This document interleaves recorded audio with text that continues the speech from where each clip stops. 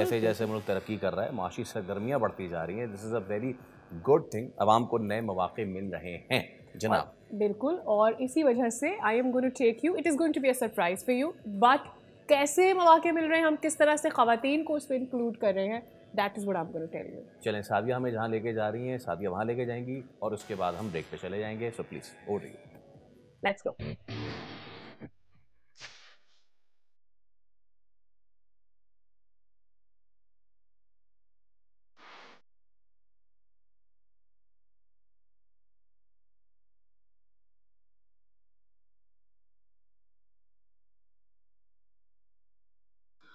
वैसे क्या मैं जापान में हूँ?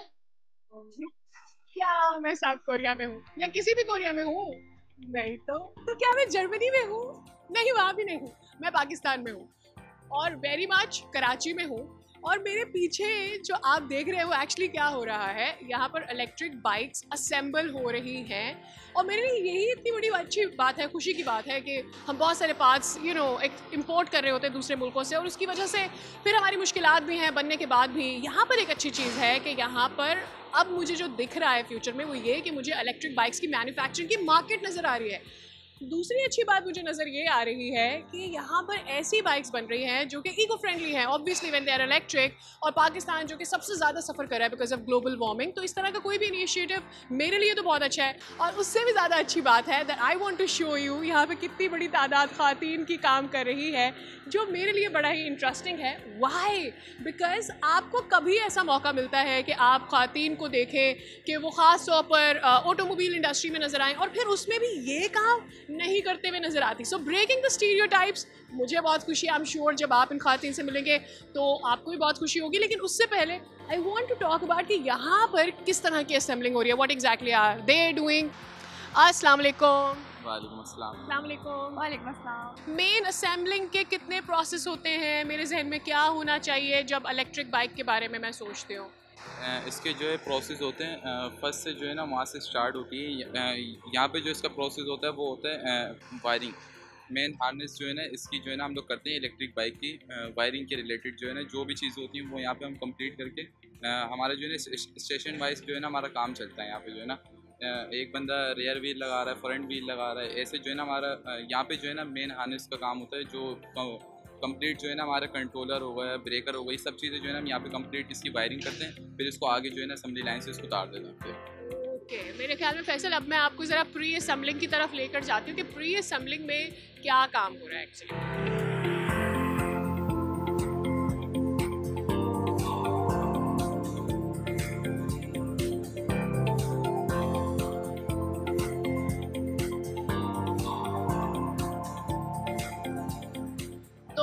जैसे कि हमें पता चला कि एक्चुअली मेन असेंबलिंग में जो है सारा प्रोसीजर यहाँ से शुरू होता है, तो पता मुझे चला है कि यहाँ पर एक्सपर्ट है summer. So let's know from the expert कि यहाँ पर एक्चुअली काम किस तरह से होता है। हमने वैसे तो जो फ्यूल कंज्यूम करने वाली बाइक्स हैं उसके बारे में देखा ही है कि वो कैसे काम करती हैं। अच्छा समर, मुझे ये बताएं कि ये पूरा प्रोसेस होता कैसे है, स्टेप बाय स्टेप कि यहाँ पर किस तरह से असेंबलिंग की जाती है। आप यहाँ आ जाओ। ये स्टेप बाई स्टेप हो रहा है काम। पहले हम लोग असेंबल करते हैं वहाँ पे फ्रंट पे, उसके बाद इसका असेंबली वगैरह मतलब लगती है कि ये इसका जैसे स्केलेटन एरिया है जिसके ऊपर फर्श, वहाँ पर सारी क्या लगता है वहाँ पर इसकी हैंडल वगैरह इसकी टी फिट होती है, उसके बाद इसके टोटल्स वगैरह फिट होते हैं, हैंडल की है, लीवर वगैरह। उसके बाद फिर बाकी चेजेस के ऊपर आ जाते हैं, चेजेस के ऊपर की ठोकते हैं, उसके बाद अगले जंप वगैरह हमारी गार्ड, ये चीज़ें होती हैं।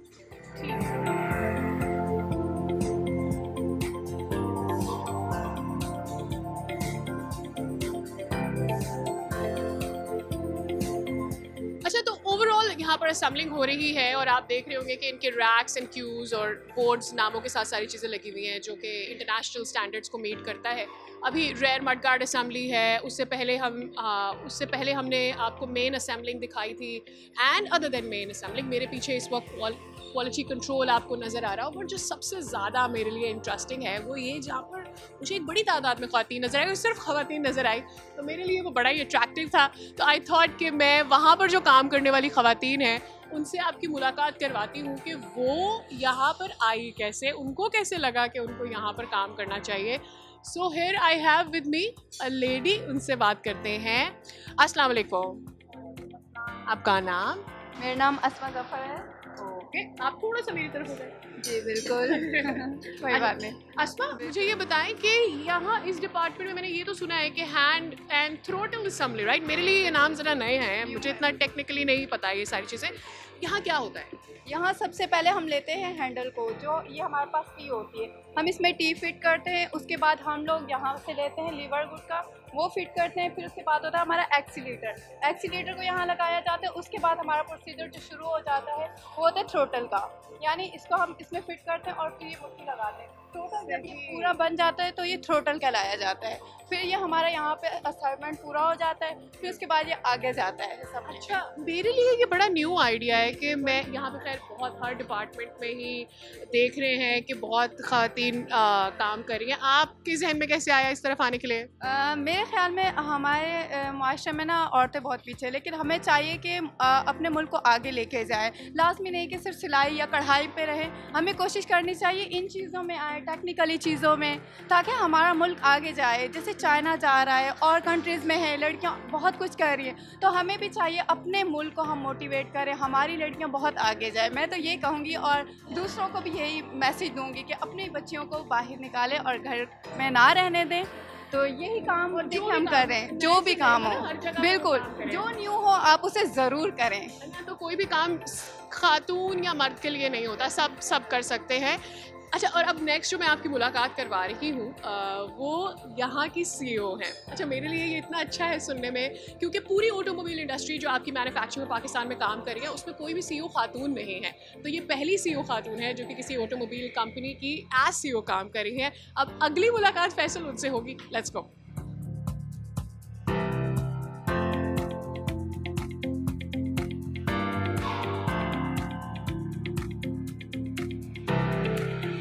एंड फाइनली है वी आर विद द करता धरता ऑफ ईवी टेक्नोलॉजीज़। मेरे साथ मौजूद हैं CEO of EV technologies Huma Khattak साहिबा। इनसे बात करते हैं कि इस पूरे इनिशिएटिव के पीछे आइडिया क्या था। अस्सलाम वालेकुम, वेरी गुड मॉर्निंग।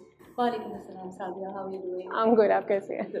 ओके। अच्छा, मेरे लिए ये बड़ा इंस्पायरिंग था when I was briefed about the whole idea कि ईवी टेक्नोलॉजीज़ किस तरह से काम कर रही है और पाकिस्तान में आप लोगों की मैन्युफैक्चरिंग हो रही है। तो थोड़ा वॉक मी थ्रू कि where did this idea come from, and जब आप ये बात करते हो कि पाकिस्तान में हम मैन्युफैक्चर कर रहे हैं या कोई भी कंपनी जब ये क्लेम करती है तो वो क्या आइडिया डिलीवर करना चाह रही होती है?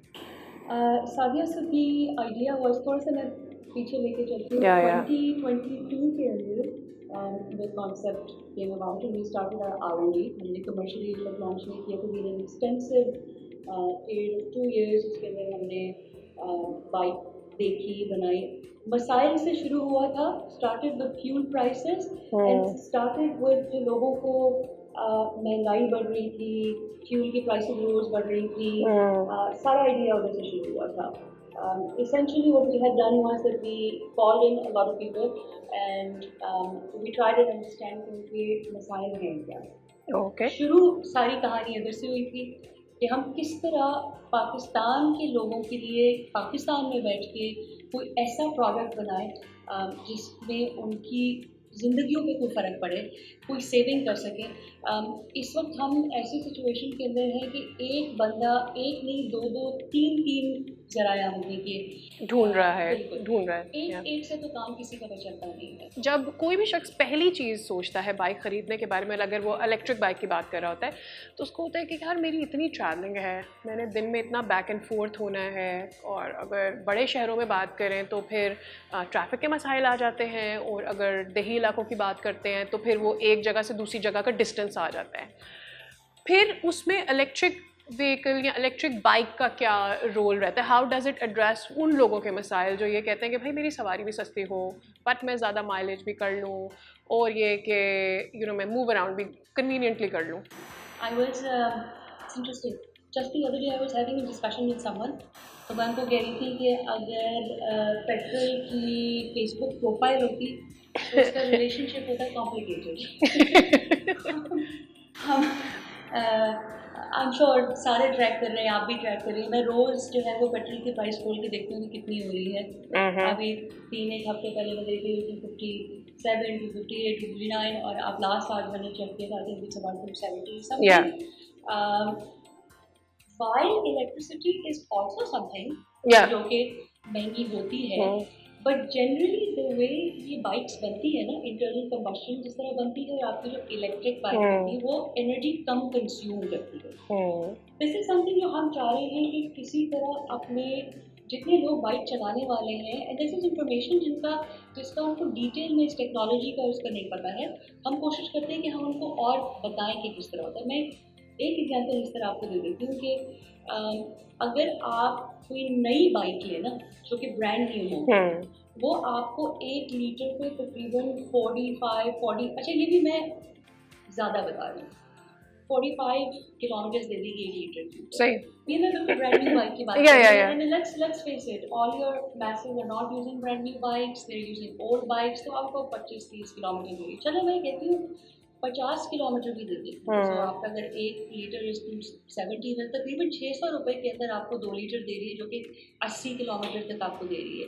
Anywhere between let's say 70 to 90 kilometre आपको देती है। Electric bike alpha EV 125 2 units के अंदर फुली चार्ज हो जाती है।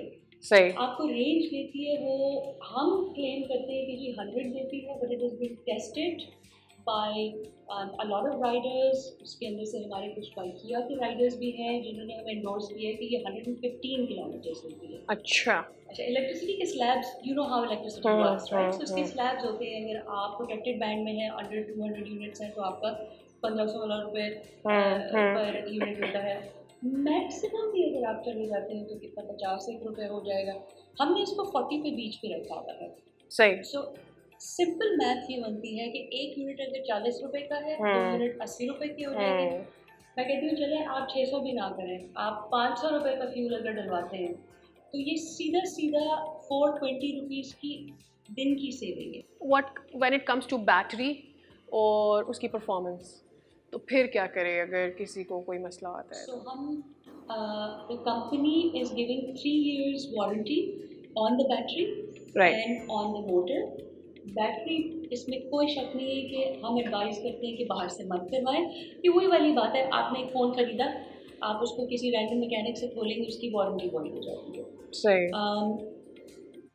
जब तक वो वारंटी में है, हम नो क्वेश्चंस आस्क्ड, मेरे पास अगर कोई बैटरी या मोटर को कोई प्रॉब्लम आता है, एक हमारी ट्रबल शूटिंग होती है और हम उसी दिन उनको बैटरी चेंज करके दे देते हैं। अगर हम बैटरी नहीं चेंज कर पाते तो मुझे इस चीज़ का अंदाज़ा है कि फलाना बंदा है, उसने मुझसे बाइक जो है वो सिर्फ शो के लिए नहीं रखी हुई है, वो रोज़ उसके ऊपर अपनी रोज़ी के लिए जाता है, तो वो बाइक के बगैर ना हो। मैं उसको फिर रिप्लेसमेंट बाइक हमारी कंपनी दे दी थी कि जब तक अगर ज़्यादा दिन लग रहे हैं तो हम उनको रिप्लेसमेंट बाइक देंगे। Now when I came here और मुझे पता चला that the CEO of this company is a female, so I worked around and figured out कि इस वक्त पाकिस्तान में कोई ऑटोमोबाइल कंपनी ऐसी नहीं है जिसकी CEO कोई खातून हो। और जब मैं ये बात करती हूँ तो जितना अच्छा ये मुझे सुनने में लगता है एज अ वर्किंग वुमेन कि आपकी लीडिंग सीट्स के ऊपर कोई खातून बैठी हो, because it works both ways, you know. हम हर तरह से देखते हैं कि एक खातून किस एंगल से चीज़ों को देखती है, चाहे वो प्रैक्टिकल हो, इमोशनल हो, और जितने भी मामला होते हैं।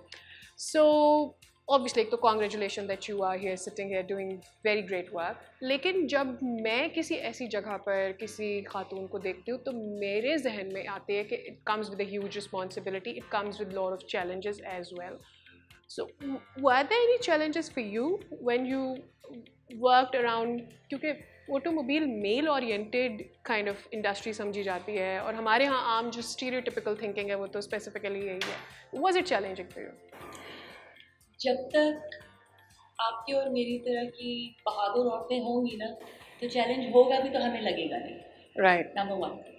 Number 2, there is absolutely no doubt when I was taking up this role, I did ask myself a question. This is a very male-oriented sort of a profession. I could not see any other examples. मैं ये कहूँगी कि मेरे खातून होने की वजह से मुझे चैलेंज कम फेस किया है मैंने। I really do have a lot of thanks to give to the men of this country, जिस बोर्ड ने मुझे हायर किया था, they saw the potential in me. They said कि नहीं हमें खातून चाहिए है. I would say the fathers and the brothers and the male colleagues. There have been multiple forums जिसके ऊपर मैं गई हूँ. हमने जब हायरिंग शुरू की थी तो मैंने एप्रीहेंसिव थी कि आदमी भी होते हैं उधर. सिर्फ एक चीज़ का मुझे ख्याल रखना था कि मैं उनको एक प्रोटेक्टेड माहौल दूँ. जो आदमी हमारे साथ काम करते हैं वो इस चीज़ को रिस्पेक्ट करें कि ये उनकी counterparts हैं, working with them, yeah. They're working women. They have there is a decent limit where they sort of work with them. I think I'm very proud to say that we have a great environment. We have मतलब लोग ख़वातीन इस तरफ आना चाहते हैं automobile में काम करने के लिए. जो लास्ट हमने हायरिंग की थी उसमें मैंने उनको चॉइस दी. मैंने कहा आप कस्टमर सपोर्ट में जा सकती हैं, आप अगर और कहीं जाना. वो कह के मेरे पास आए कि नहीं I want to be on the assembly line. It's not labour intensive in the way where you have to pick up बहुत भारी चीज़ें उठानी है. एक बाइक है, आपने उसके ऊपर नट बोल्ट लगाने हैं, आपने उसके ऊपर शैसी जो है वो लगाना है. और हमारे माशरे में ख़वातीन के लिए वो नेचुरल नहीं है. वैसे बहुत काम होता है ख़वातीन का लेकिन इस तरफ नहीं होता. Not on the mechanical side. Pakistan में जो लोग रहते हैं, ख़ासतौर पर कराची में जो रहते हैं, उनको अपने पर्स से लेकर मोबाइल से लेकर बाइक छीनने का डर होता है. अब तो गाड़ियों का इंजन भी चला जाता है, राइट. मैंने पैसे लगा के बाइक ली है, मुझे मतलब मैंने जमा किए हैं. भले से आप तो इंस्टॉलमेंट प्रोग्राम भी ऑफ़र कर रहे हो, और मैंने इंस्टॉलमेंट प्रोग्राम लगा कर अभी लिया. मैंने पैसे भी पूरे नहीं किए. कोई मेरी बाइक लेकर जाने की कोशिश करता है. What do I do now? This is something that is of a concern to a lot of people. इतना आसान नहीं है इसको. अच्छा, ओके. सवाल ये भी आते हैं कि जी बैटरी चोरी हो जाएगी. देखिए मैं एक थोड़ा सा बताती हूँ आपके एंड. इसकी बैटरी ऐसी नहीं है कि आपने इंजन खोला और आपने बैटरी निकाली और आप लेकर निकल गए इसको. इसकी जो बैटरी हमने बनाई है ना, इसकी मल्टीपल सेफ्टी लेयर्स हैं. सो बैटरी है, उसके अंदर BMS लगाया हुआ है. BMS के अंदर एक ट्रैकर लगा हुआ है, ओके, जो कि गाड़ियों के अंदर होता है. उस पर उसको हमने सील किया है. फिर उसकी 2-3 सील्स और हैं and then the battery is bolted into the. इसको चोरी करने के लिए किसी को अच्छा खासा टाइम और प्लानिंग चाहिए है. That's number 1. The other thing is मैंने ट्रैकर पे इसलिए जिक्र किया, हमारे बाइक के अंदर एप्लीकेशन है जिसमें किल स्विच भी है. इस वक्त ये है कि आप वायरलेसली आप देखें आपकी बाइक को लेकर जा रहा है, आप उसको किल कर सकते हैं, जैसे वो बाइक आगे चलेगी नहीं. In later stages, the application will actually give you a trigger कि अगर आपकी बैटरी को बाइक को किसी ने हिलाया तो आपको ट्रिगर आ जाएगा कि जी इसके अंदर मूवमेंट है जो नहीं होनी चाहिए. सही. The application has a lot of these things जिसके अंदर आप सेफगार्ड कर सकते हैं. और चोरी करना इज़ नॉट दैट सिंपल. सही. इस तरह इतने आराम से नहीं होगी. और अगर गॉड फॉरबिड लेके चला भी जाता है तो आप you can keep trekking your bike की किधर है किधर नहीं है. And the whole thing makes it very difficult. So thank you so much. Faisal, मैं आई तो यहाँ पे इसीलिए थी कि जो सारी मिथ्स एंड सवाल होते हैं हमारे जब हम इलेक्ट्रिक बाइक की बात करते हैं, और फिर हमारी कितनी बड़ी इंडस्ट्री है और फिर चैलेंजेस क्या हैं, और फिर वो लोग जो इसमें इंटरेस्टेड हैं कि अपने लिए बाइक लेनी है, क्या वो सारे सवालों के जवाब मिल भी सकते हैं या नहीं. सो आई एम श्योर आपके, मेरे और बहुत सारे लोगों ने जिन्होंने हमारा ये सेगमेंट देखा होगा, उनके बहुत सारे क्वेश्चंस आंसर हो गए होंगे.